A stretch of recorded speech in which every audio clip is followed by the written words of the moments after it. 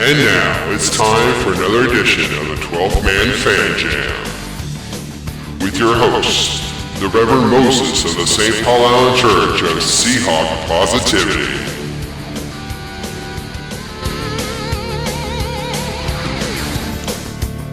Yes, and thank you, Magic Voice of the 12th Man Fan Jam. This is indeed the self-appointed Reverend Moses of the St. Paul Island Church of Seahawk Positivity, and welcome one and all to this week's show. We're truly honored that you have decided to join us this week and make us part of your Seahawk pregame tradition as we get ready for the Sunday NFL matchup between your Seattle Seahawks and the Atlanta Falcons. Please fasten all loose objects and return all trays to the upright position, and remember, there's no Falcon way the Seahawks lose this week. We take off on the show that is 12th Man Fan Jam. I'd like to introduce you to the stewards of Seahawk Positivity, my posse. As always, this posse is led by my partner in crime. He is the yin to my yang. He is the tea to my crumpets. He is Matt. Hello, everybody. Matt from merry old England. Merry old England. Yes. How is the Queen, by the way? I'm very well, thank you. Oh, what, the Queen? Oh, amazing. She's got good jewelry, I'll give her that. She does. Also joining Matt and myself this evening from the state of California and just down the road from the 49er headquarters, our own man behind enemy lines. He is our stats man. He is Mark. Hello, everybody. I'm Mark, and I am 15 minutes away from 49er team headquarters, and there are other places I'd rather be. You know what would be great at the end? If you would just go, 15 minutes away from 49 headquarters and help me. Mark, we'll send you some supplies and some prayers. And of course, we also have Ryan, but Ryan has excused himself for the moment, so we will come back to Ryan. Before we start, I want to remind everyone on the posse to please send me your mailing address because I'm having Richie Incognito make out my Christmas cards this year, and I don't want him to forget anybody. So I don't want him to miss out, or you guys to miss out on a Christmas card from Richie Incognito. That's about the only time you're going to hear him mentioned tonight, by the way, so get excited by that. Anyway. Since I thought this was our very first 12th Man Fan Jam, we might take some time explaining ourselves and what this show is going to be like and what you can expect from us and what we're going to give you each week, we hope. First, let me stress that we are just a panel of fans from around the world talking Seahawk football and not much more. Just like you, we have opinions. We hope that you'll be informed a little and entertained a lot. Kind of a cross between ESPN and Comedy Central. We definitely will never claim to know any more than any other fan ever. We simply don't, and we happily accept this, and we hope you do too. But we hope that you enjoy what you hear, whether you agree with us or not. We're all Seahawk fans, obviously. This is therefore a show designed by Seahawk fans for Seahawk fans. We, of course, are going to be biased in our views, especially in regards to our favorite football team, the Seattle Seahawks, and that won't change ever, win or lose. We're true blue. We always have been, and we always will be. And we're all faithful and loyal fans of our team, and we have been that way for many years. We also are not affiliated with any one particular website. That is because we want to be involved in all of the websites that we put this broadcast on, as well as all the Facebook groups. We want to be one big happy 12th man family. So therefore, we put it on all different websites. We put it on all different Facebook groups. And we do that because we want everyone to take part in this show. It's not just our show. We want to make a show for all of our listeners as well. During the season, we certainly hope that some of you will think it's important enough to interview some of you real Seahawk fans, people just like you. I believe that everyone has a story worth telling. Perhaps in episodes down the road, our halftime may be spent spotlighting a Seahawk fan as opposed to a fake character interview like you're going to hear tonight at halftime. Time will tell. If you know someone who you think would make a great interview subject, please do not hesitate to email us at the address on your screen right now. throughout the show. We will post our email every once in a while. We're doing this in hopes that you will send us some constructive feedback.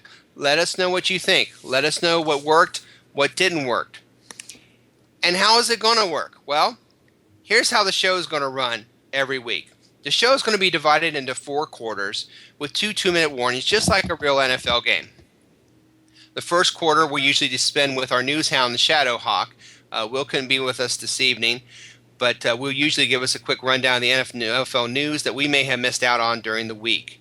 That's what the first quarter for this show is, me explaining how the show is being run. The second quarter will consist of us dissecting last week the Seahawk game that was played, or the Seahawk game that was played the last time. Halftime this week will be my can't-miss interview with Rick Grimes of The Walking Dead. No, not Andrew Lincoln, who plays Rick Grimes on the show, but Rick Grimes himself. The second half kicks off with the Stats Man, our own Mark, with all the numbers you may need to know about the upcoming game against the Falcons, followed by an updated injury report from Medic Matt. Then the fourth quarter will consist of our fearless predictions and prognostications for Sunday's Seahawk-Falcon game. So we hope you sit back, relax, enjoy yourselves over the next hour or so. It's the end of the first quarter, bitches. And that's the end of the first quarter.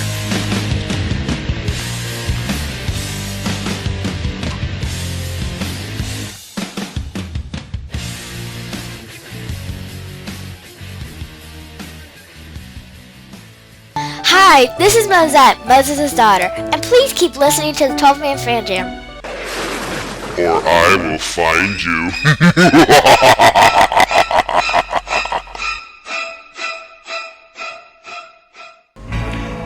And now it's time for the second quarter of the 12th Man Fan Jam. In the second quarter, we will be discussing the good, we will be discussing the bad, and we will be discussing the ugly of last week's game. Here to take you through the second quarter is once again our host, the self-appointed Reverend Moses of the St. Paul Allen Church of Seahawk Positivity.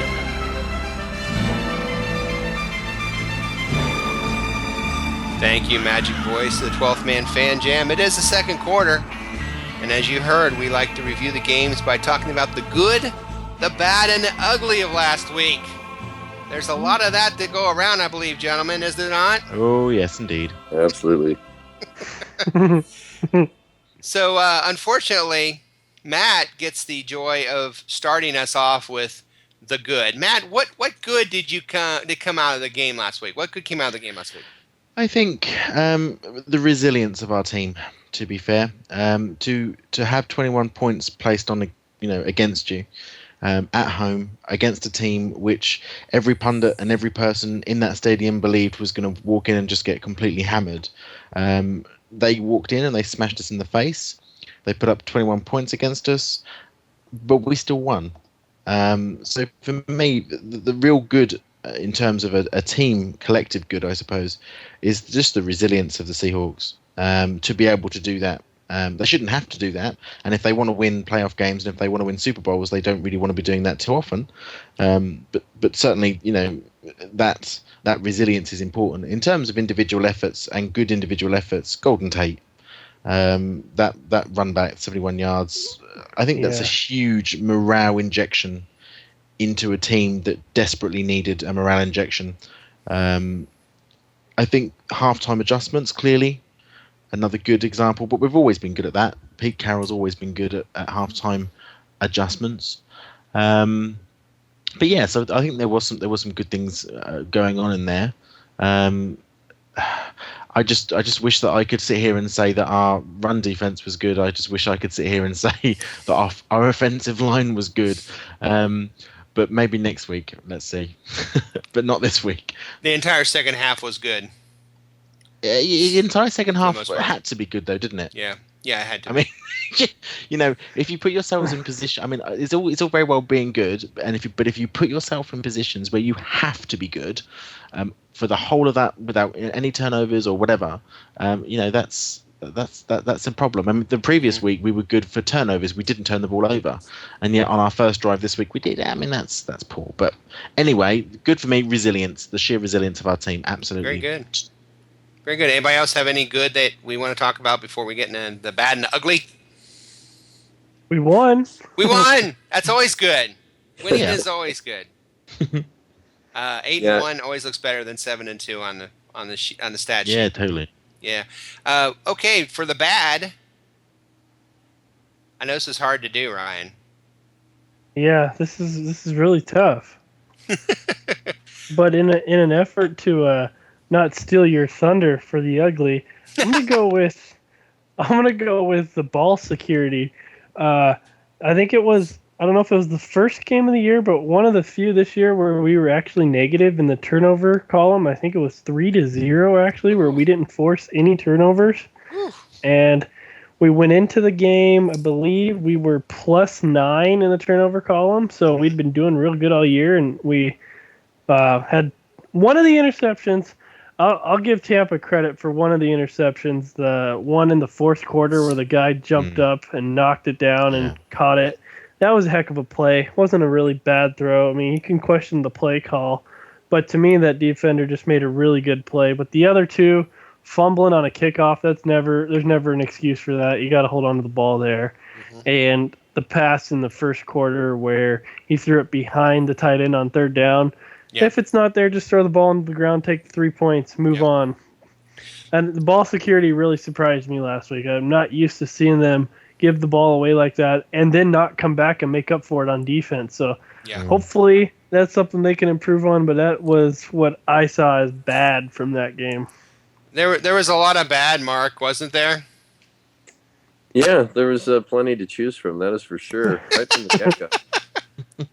Indeed, a lot of bad on on that game last week. I will go ahead and share the ugly because I don't, I want to get that out before we bring it up because I'm sure we will. To me, the ugliest part of the game last week was the same ugly I had discussed the week before, which was 200 yards of rushing, spearheaded by a guy who was a bench warmer pretty much on a losing team. Second week in a row where we made somebody look like Emmitt Smith, who had no business looking like Emmitt Smith. And as a team, again, giving up 200 yards rushing, which to me it's just unfathomable. But this team, it was second, not too long ago, second in the NFL in rushing yards. Yeah. And just 2 weeks in a row where it's just falling apart. To me, that was the ugliest thing I saw. Now, I don't know if you guys saw some other uglies that you'd like to share. I think one of the things I will say is that our quarterback cannot get sacked as many times as that every game. Yeah. It's I don't know how I know he's a resilient, little fella, but I don't know quite how many times we expect him to get knocked about like that. Some of it's his own fault because he obviously wants to keep the play alive. He wants to get those yards. He wants to get that first down. But sometimes I just sit there and think, seriously, we've got to protect that man because if he goes down, I think really he's our hope. He's our hope for this season. Well, and a discussion question here, Ryan. How much of it do you think was the Seahawks playing down to the competition, and how much do you think was the Bucs playing pretty good ball? I don't buy in too much I don't buy into the whole trap game thing, and then kind of by default I don't buy into the playing down to your opponent. I think it was Tampa Bay's Super Bowl. They said we're going to Seattle. They're playing great. They haven't lost at home in almost 2 years, and they came in and punched us in the mouth, and any old Seahawk team would have rolled over and just took it, but these guys fought back. I mean, credit where credit is due. That rookie quarterback came into CenturyLink and played his heart out. Okay, he didn't win, but I tell you what, I was really impressed with him. Really impressed with him. I was impressed with the whole team, and when I looked at this team at the beginning of the week, I realized that they have lost a lot of close games, and my first thought was this is not Jacksonville by any stretch of the imagination. I didn't feel like this team was Jacksonville at all, and even Pete Carroll said, this doesn't look like an 0-7 team to me. And it didn't feel like one coming into this game. And when they played, I felt like they didn't play like an 0-7 team. Now, I didn't feel like they played like a 7-0 team, but I certainly felt like they were better than their record indicated. And they've had some close, Yeah. tough games too. Mm. And you got to remember, last time they came to Seattle with a rookie quarterback, they beat us. Yes. Albeit Mora was our coach, but they did the same thing last time they came up here. This is the part I don't like about every 4 years you play the same schedule practically, is because this year every team we play that we haven't played in 4 years brings up the Mora era.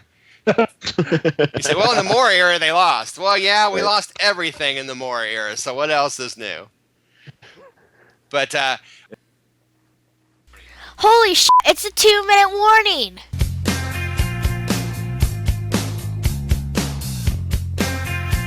all right, 2-minute warning, guys. We'll start with Mark. A quick comment from the game last week. Mark, if you could sum up the game in maybe a sentence or two, what would you say about this game last week? I would say it was another case of Seattle demonstrating their collective mental toughness. And there was very little margin for error. We were given some opportunities to come back and win, and we did. And we didn't have any slack to give in the second half. So that was the most impressive thing I took away from that win. Excellent. Ryan, final thoughts for the game before we...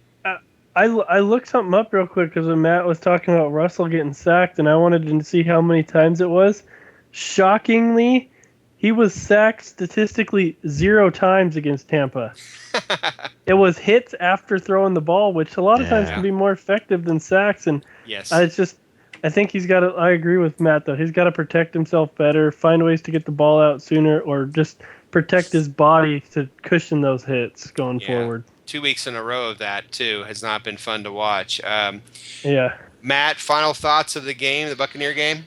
Yeah, I mean, I think if this teaches us anything, it's to not rest on our laurels and sit there and think that we're 7-1, 8-1, whatever, with the bee's knees, with the hen of the NFC, la la la la la. Any given Sunday, any team will walk into your own stadium and smash you in the face. And you have got to be able to deal with that. You've got to be able to deal with that mentally and physically. And that's what happened to us. And that should have been a warning. That should be a warning to all of our team and to us as supporters that, this isn't in the bag. The NFL is the NFL, professional football, for a reason. And any team is pretty good when they want to be. A great dose of humility to a young team that has heard a lot of press and has heard how great they are all year. And I'm not saying that they're reading their own press, but I am saying that this has been 2 weeks in a row where they played a team that they probably should have won more than 3 points over.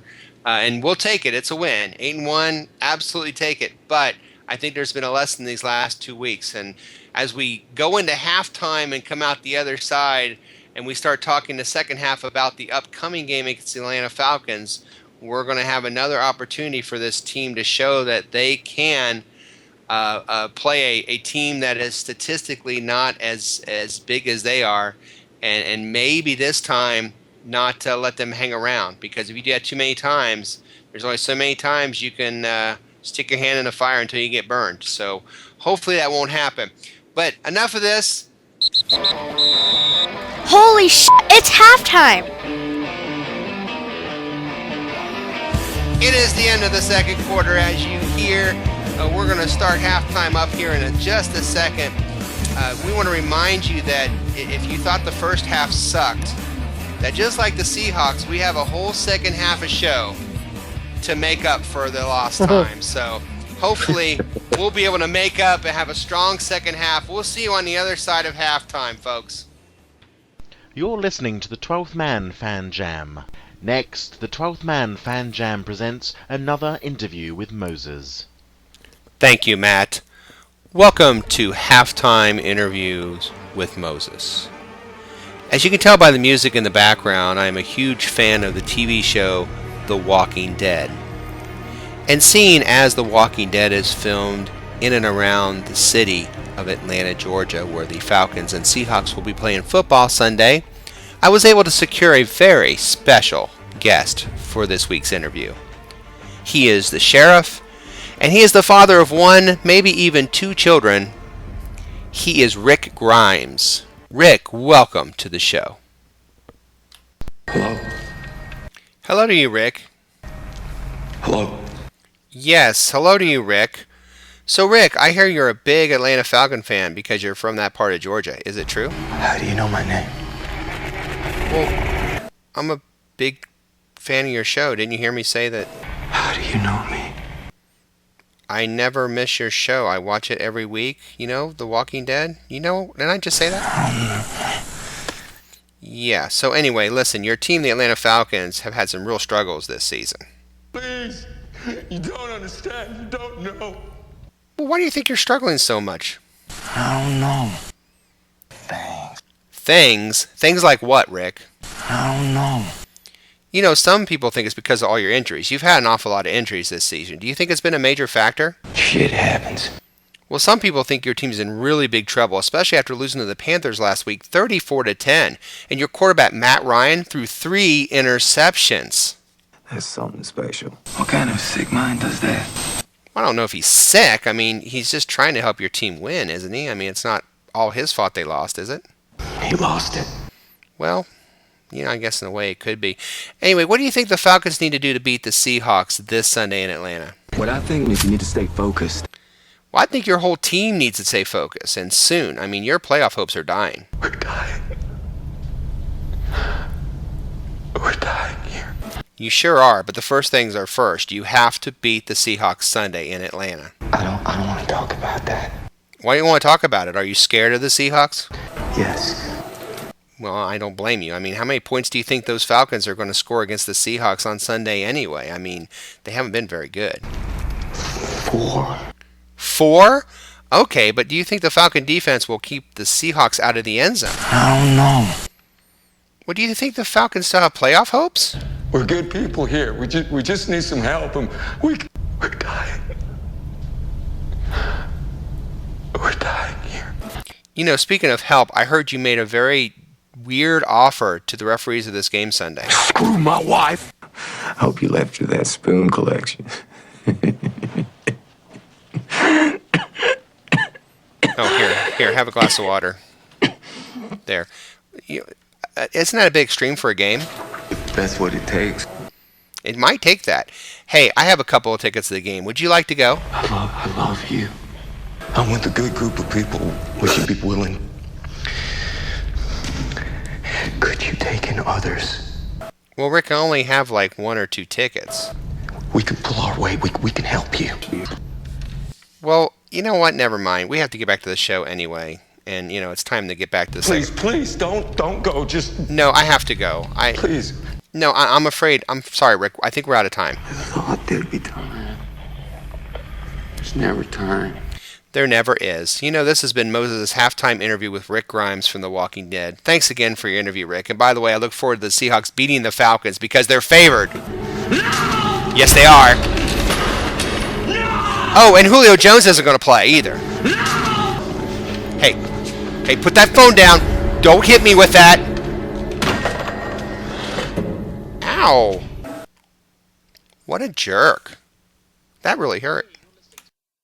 Hey, you're listening to the 12th Man Fan Jam, and that was another interview from Moses. Hey, Shango, what did you think of that interview? He was magical today. Magical? Really? It's a little bit gay, if you ask me. Anyway, back over to you, Moses. On with the show.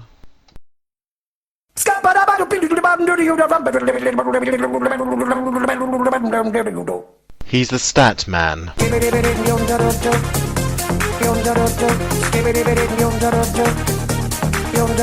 He's the stat man.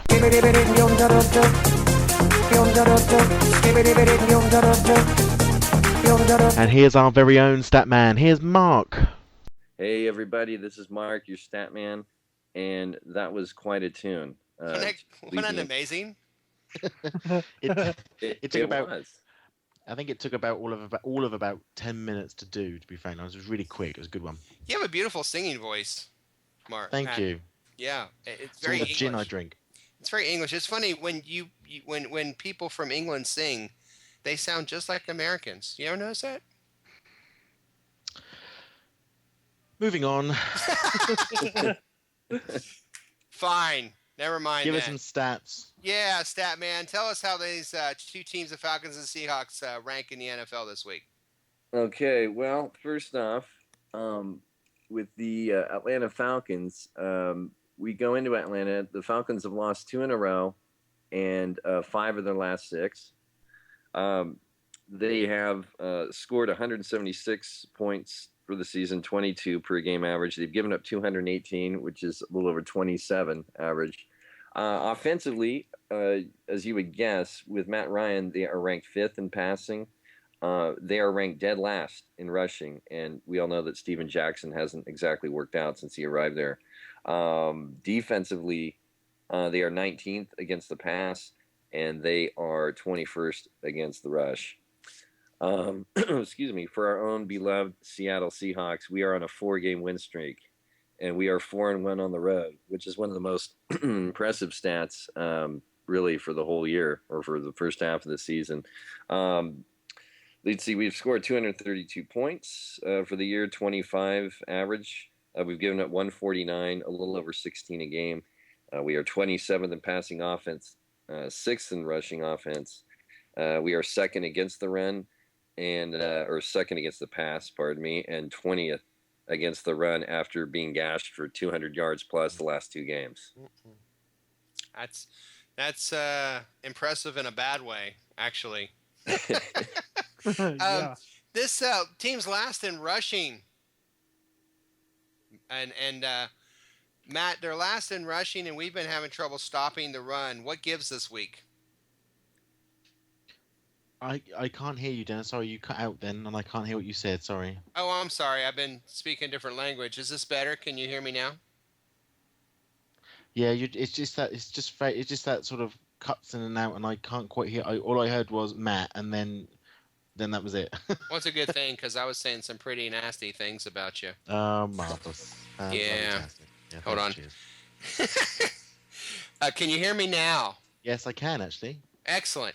I was talking about the incredibly poor running that the Atlanta Falcons have done this year, and the incredibly poor run defense we've had the last couple weeks. And my question is, what gives this week? What gives what? Well, what do you think is going to be the winner here between the last team in the league in rushing and a really bad rush defense the last couple weeks? Well, I mean, I'm going to come on to the injuries because we've got some concussions going on with Red Bryant at the moment, which could affect our offense, the line yet again. And it just worries me. And whilst again, I don't want to go into a game situation where we think just because they're the worst runners in the league that we're going to be safe, and we don't have to worry about the run. Quite frankly, I think we have to worry about the run because every single team in the league has just watched us get sliced and diced. Mm-hmm. So if they think that they can run against us, then Jackson could have his day, couldn't he? So I think personally, what gives is that we don't get complacent on the fact that they're weak at running, because at the moment we are equally weak at stopping. Mm-hmm. On the other side, Ryan. Yes. We have the ever popular Legion of Boom. You mean Legion of Doom? Doom, yeah. No, I'm talking about the Legion of Boom. The Legion of Boom versus the 5th-ranked passing offense that just got back Roddy White. What gives in that competition, do you think, Ryan? Well, there's two aspects to it. I think the receivers against the cornerbacks, I think we'll have the advantage, even though Roddy White's coming back. I don't expect him to be at full strength, and I think Sherman and Browner will be able to shut him down more without having to worry about Julio. But the other aspect of it, of Tony Gonzalez against whoever he's going against, I don't see them stopping him, because last year we saw him make some amazing catches when he was completely covered. So he's going to get his catches, he's going to get his yards, but I don't think the receivers are going to beat us, and it'll even out in the end. Mark, it seems like our team always seems to have difficulties with tight ends from other teams. Do you see that as well as a pattern? You know what? I haven't really noticed that.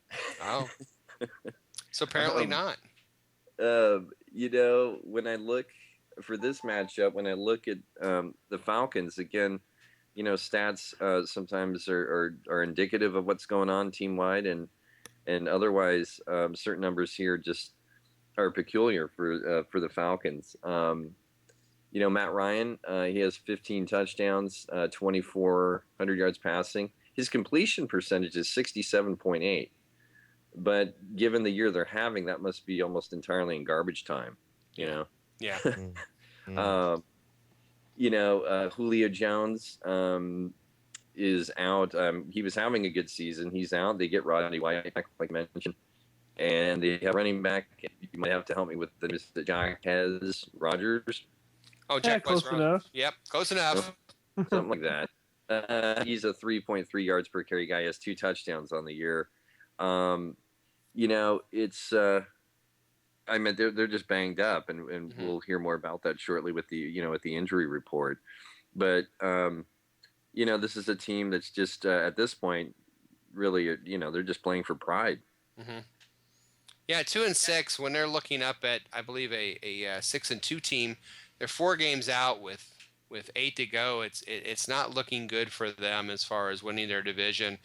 And quite frankly, if they're not going to win their division, I don't see them getting a wild card either. And at 2-6, they would almost have to play perfect ball from here to the end of the year. They could get off on the right start Sunday, but they still got quite a schedule ahead of them. And I think without Julio Jones, who is just a big, huge playmaking machine for the Falcons, I think that is a big miss. And I don't think Steven Jackson is the Steven Jackson that we all knew and hated from St. Louis. I think he's a little older and a little slower than he's been. Now, he's still a powerful running back, but he is not the 150-yard, 35-carry guy that we knew, the monster from St. Louis. He's not the monster he was.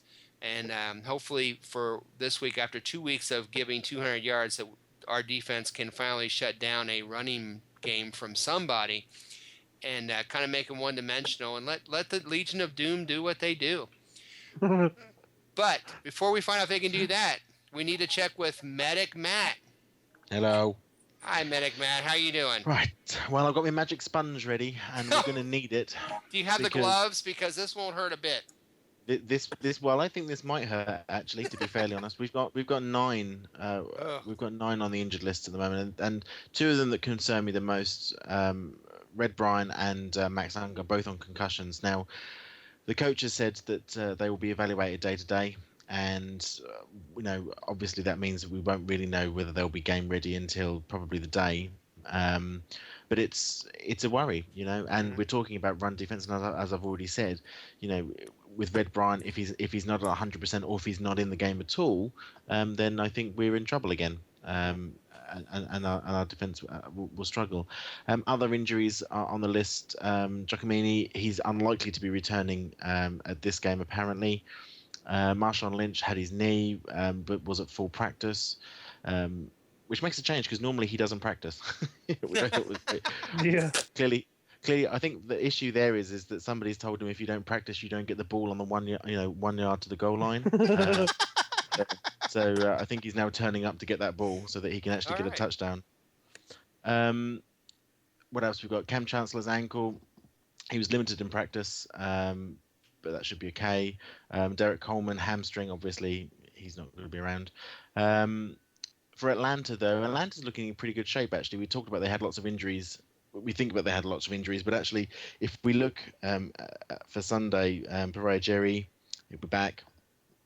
Sam Baker with knee. Roddy White, obviously, we've already spoken about. Actually, he had limited participation in practice, but his return is actually questionable for Sunday, but we're all pretty sure he's going to be there. Yeah. Stephen Nicholas as well, Corey Peters, and obviously Julio's out. But I think for us, the main thing on our list that worries me really is just Red Bryan. I just want him back. Max Unger, yeah, I can with or without, I don't care, but Red Bryan worries me.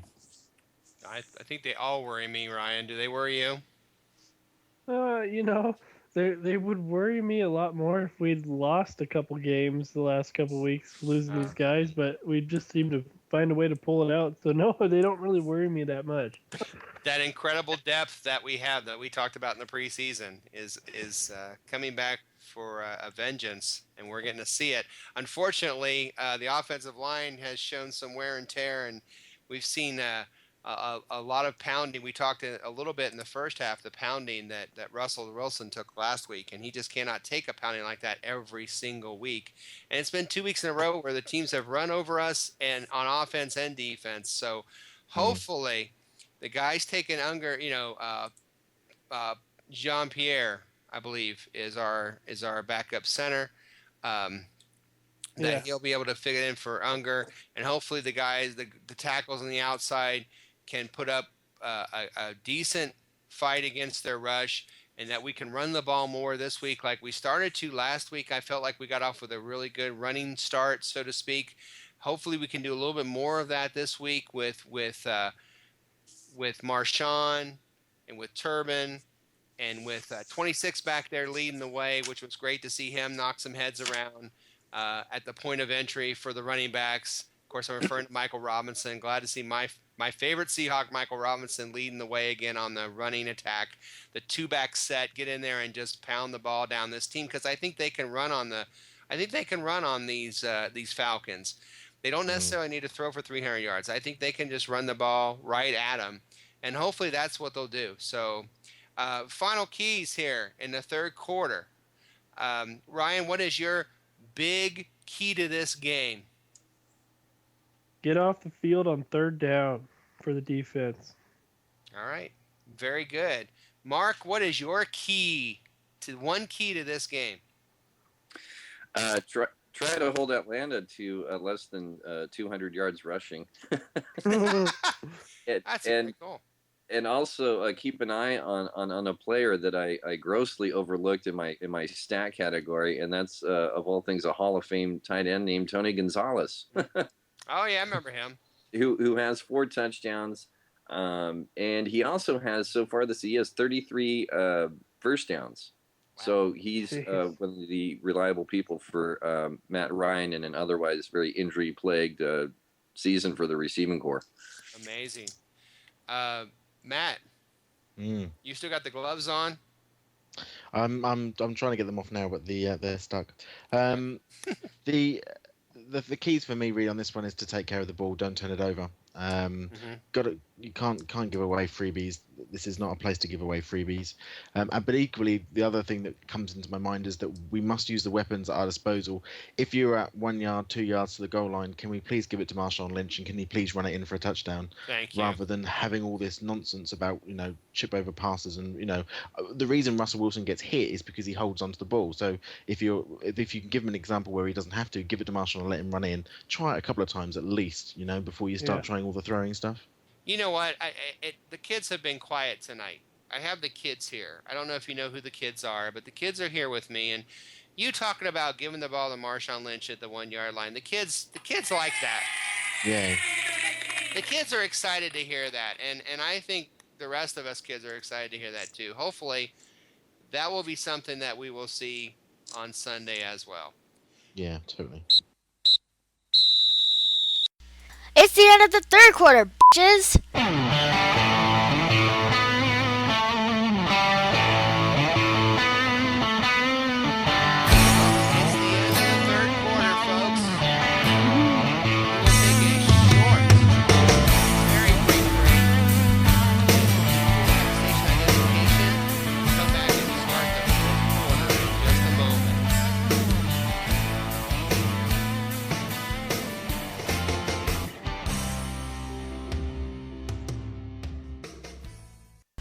You're listening to the 12th Man Fan Jam on the Seahawk Positivity YouTube channel. Well, I hear all that.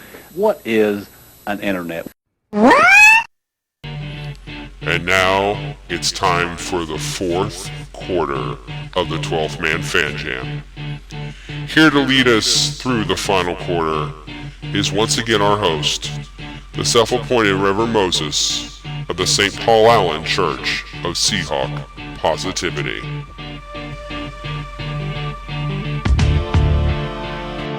Thank you, Magic Voice of the 12-Man Fan Jam. By the way, if you would like to get in touch with us and send us a little feedback as we head into the fourth quarter, the final quarter of our show this week, you can contact us on the email address that you see on your screen right now. Okay, fourth quarter crunch time. This is where you make it or break it. We're going to start with my buddy Ryan. I need a prediction score and I need a prognostication. Something I that's believe going I to can happen. do that. You can I do that? believe I can do that. Yeah. I believe in you, Ryan. He can do that. He can do that. I think I can. Wait, what was I supposed to do again? I don't remember. Oh, Are we? okay. Oh, yeah. Hey. Hey, Ryan. Hey. Who do you think's Who going is to win the that? game Who's- Sunday? What are those voices? Yeah. Are they in my head? I think they are. Okay. I think the final score of the game is going to be 28 Seahawks, 27 Falcons, the way it was supposed to end last year. Oh, nice. I see And you there. but I don't think it's going to go down the same way where we have to come way back. So my prognostication is for a tight end in this game, not named Tony Gonzalez, but named Zach Miller, is going to have 8 catches for 126 yards and 1 touchdown. You sure that's not Heath Miller? It could be his brother. Is it Zach Miller? Is it Heath Miller? It's a tight end that plays 86. I don't know. Somebody Miller. It's Zach Miller. I'm just giving you a hard time. I always think they're Heath Miller. For a while there, I got Zach and Heath confused. I don't know. I almost picked Bruce Turbin as my player of the game, but didn't go with it. Bruce Turbin, the combination of Bruce Urban and Robert Turbin, something that I have been known to do. Okay. One heck of a player. He is. All right, Ryan. Thank you for bringing up a painful past moment of mine.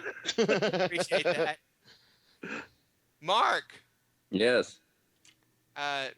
What is your score prediction, my friend? I have this game 27-20, so I guess I'm giving the Falcons perhaps more credit than they deserve. But I somehow I just figured this one to be close. The key stat for me is surprisingly, Matt Ryan has only been sacked 14 times all year. But I think defensively, I'm going to give us 3 sacks as a team, as a defensive unit on Matt Ryan. Nice. Very nice. 3 sacks on Matt Ryan. 27-20. Well done. English medic Matt. Hello. How are you? I'm very well, thank you. Oh, that's brilliant. Have I I have ever? to Can I? Jolly good. Yeah, jolly good. Bit of a fizzy wig. Jolly good, fizzy wigs. You get nothing, sir. Nothing. Brilliant. Do you have a score for us? We can keep talking with English accents, but I do have a score, actually. embarrass ourselves. Yeah. I've got Seahawks 20, Falcons 17. Now, my procrastination. Statman, correct me if I'm wrong. Ryan has been intercepted 7 times in 2 games, I think. He has been intercepted, I believe, 10 for the year. Oh, wow. Okay, well, I like them apples. I'm going to have some of them apples. Because I think we're going to get 4 interceptions.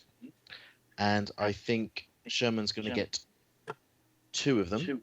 And one of them is going to be a run back for 6. Wow. All right, then. Ryan, 4 interceptions. Sherman, 2 of them, and a pick 6. That's very, very specific there across the Atlantic from English Matt. We are known to be very, very specific. Very, very specific. All right. Well, I guess my prediction earlier this week, I had said 24-20, and as much as I'd like to change that, I think I'm going to stay 24-20. It's funny how we're all picking these really close games where I think 2 weeks ago, if we'd done this show, it would have been 45-0. But, we're a little gun shy, I think, as fans. We learned. Yeah, we're like, we're going out by 30. And now we're going, we just want to win the game. Can we just win the game? 24-20 is my prediction. And my prognostication is that, you know what? The kids are going to love this because when Matt said something earlier about Marshawn Lynch, running it in from the 1, I'm going to go with that. In fact, I'm going to say Lynch is going to run it in not once, but twice. And the kids love it. And I do too. Lynch, 2 touchdowns in this game. Write it down. It's my prognostication. Holy shit, it's a 2-minute warning.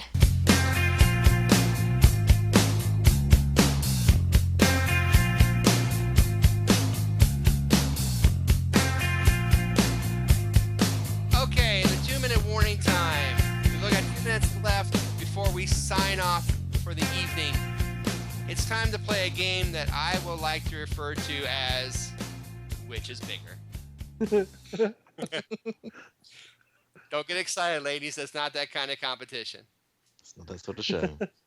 Because yes, unfortunately, I would not want to shame everyone else on this board. So we'll move on. Hi, I'm Mosette, Moses' daughter, and when he's not telling me to clean my room, he's on the 12-man fan jam. Mosette, come here, clean your room. Call me Dad! Holy shit! That could happen. And I want to know which one is going to be bigger. Which number is going to be larger? So, your stat for this week is, which number will be bigger? Matt Ryan's interceptions or Russell Wilson's touchdown passes? Not runs, passes. Matt Ryan's interceptions or Russell Wilson's touchdown passes? And we will start with Ryan. Russell Wilson's touchdown passes. Ryan's going with Wilson. He thinks he will have more touchdown passes than... Not to say Ryan won't throw many interceptions. Russell will just throw that many more touchdowns. I'm with you. Mark, which is bigger this week? Wilson's touchdown passes or Matt Ryan's interceptions? I'm going to continue to call it this because this is getting giggly. I'm going to say, after that loaded question, it is going to be Matt Ryan's interceptions, and I have to go back to what Matt was speaking about a moment ago. The Falcons, that's because the Falcons have 8 turnovers the past 2 games. And Ryan has accounted for 7 interceptions, and I think that's what Matt was commenting on earlier. Yeah, 3 last week against the against Carolina Panthers. Yeah. So my bad, Matt was correct when he made that observation. See? Every once I know in a my while. shit. Every once in a while, you know it. hey, Matt. Yes, mate. Which is bigger? Oh. I'm a bit of an expert in this field, to be fair. Yes, Russell Wilson's touchdown passes or Matt Ryan's interceptions? Well, I'm going to go. I have to agree with what I've already said because I said that we were going to get 4 interceptions and 2 for Sherman and 1 run back. So I think it's going to have to be Matt Ryan's interceptions. Well, not necessarily. I mean, Russell Wilson could throw 5 touchdowns. Yeah, not with the score that I predicted he won't because they don't add up to that. So it's all about you, huh? Of course. I will look at the 2 topics and decide which one is bigger.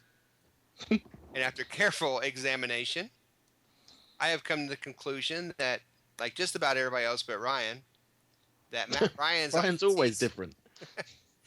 He just wants to be different. Ryan's INTs will be more than Wilson's touchdowns. You know, there's a flaw here, though. How could Russell Wilson have the bigger number? He's too short. Oh my God! You make a size joke. It's not the size of the touchdown passes; it's the quality. Absolutely. Yes, love the Price is Right horn. Hey, was this fun or what? Woohoo! Was this awesome?